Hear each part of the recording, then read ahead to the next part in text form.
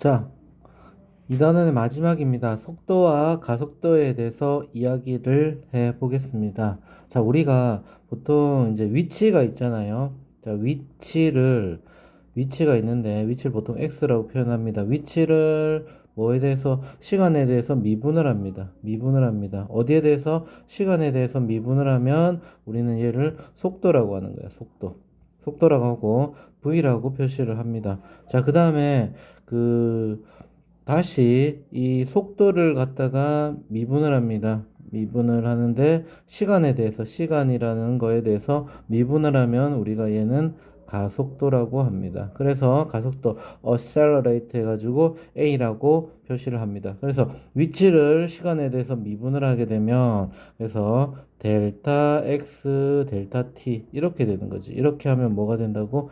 V가 되고 다시 V 이제 이거 벨로시티지, 그치? 그래서 그 델타 V를 T에 대해서 델타 T 미분을 하게 되면 뭐가 된다? 어셀러레이트 가속도가 된다 이 말이야.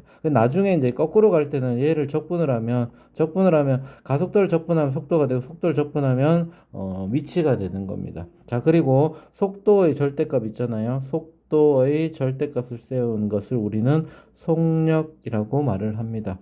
자, 이렇게 하는데 우리가 그 보통 나타나 있는 그 속도나 속도에 대해서 이야기를 하면 우리가 보통 일상에서 우리가 책이나 이런 데 나오는 거는 고등학교 책을 말합니다. 자, 첫 번째 어떤 게 있냐면 위로 던지는 거. 위로 던져서 나오는 것을 우리는 뭘 하냐면 연직 상방 운동이라고 연직 상방 운동. 상방 운동. 그러니까 위아래로 해서 어떤 일정한 높이에 올라가서 얘를 던지는 거지. 어떤 공이나 물체를 던져서 얘는 올라갔다가 그럼 속도를 받고 올라가겠지. 속도를 받고 맨 처음엔 빠르다가 점점 느려지다가 어느 순간에 이렇게 갔다 힘이 다 떨어져서 다시 떨어지겠지. 이 떨어질 때는 뭐에 의해서 중력 가속도에 의해서 떨어지는 겁니다. 그죠? 자, 그러면 여기에 순간적으로 속도가 0이 되겠지. 그렇게 하면서 속도가 0이 되면서 운동 방향이 바뀌겠지. 방향이 바뀐다.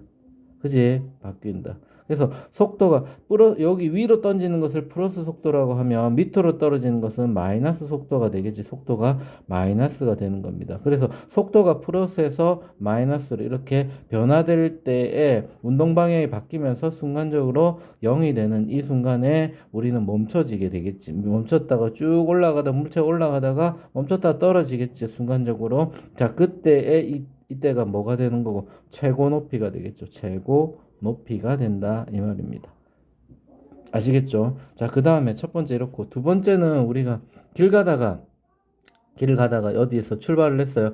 출발했다가 신호등이 빨간불이야. 그래서 속도 멈췄지. 그러면 속도가 0이잖아. 이 앞으로 가는 진행 방향을 우리가 속도가 플러스 방향이라고 했을 때 속도가 0이 됐지만 얘는 방향이 바뀐 건 아니지. 그냥 속도만 0이 됐다가 다시 출발해요. 출발하면 속도가 또 나다가 그 다음에 다시 유턴을 해야 돼. 유턴을 해야 되면 이렇게 분동 방향이 바뀌지. 운동 방향이 바뀔 때에 플러스 속도에서 이쪽으로 방향이 바뀌면서 속도가 마이너스 속도가 된단 말이에요. 왜? 진행 방향이 바뀌니까. 이때 순간적으로 속도가 0이 되는 점이 있습니다.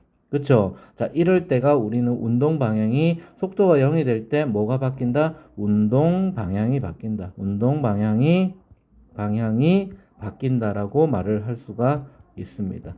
자, 그래서 우리가 특히 이제 위치나 길이에 대한 시간에 대한 변화율, 시간에 대한 변화율, 델타 t. 자, 얘를 갖다가 우리는 특히 속도라고 합니다. 속도. 그 다음에 속도를 시간에 대해서 미분한 것을 우리는 가속도라는 말을 씁니다. 가속도.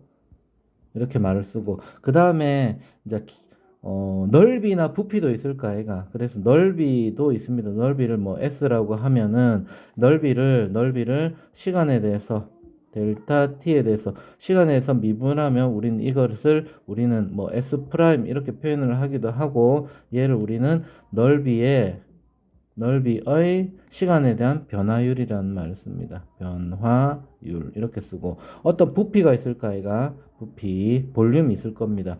자, 그래서 부피도 델타 V. 그러니까 부피의 변화량이지 누구에 대해서 시간이 변함에 따라서 시간의 변화에 따른 부피의 변화량 이것도 V 프라임 이렇게 해가지고 얘는 부피의 시간에 대한 부피의 변화율 이렇게 쓸 수 있습니다. 자, 그래서 얘는 다 시간에 대해서 미분을 해서 나타낼 수 있다는 겁니다. 자, 그래서 조금 더 자세한 것은요, 나중에 예제를 풀면서 선생님이 하나씩 설명해 보도록 하겠습니다.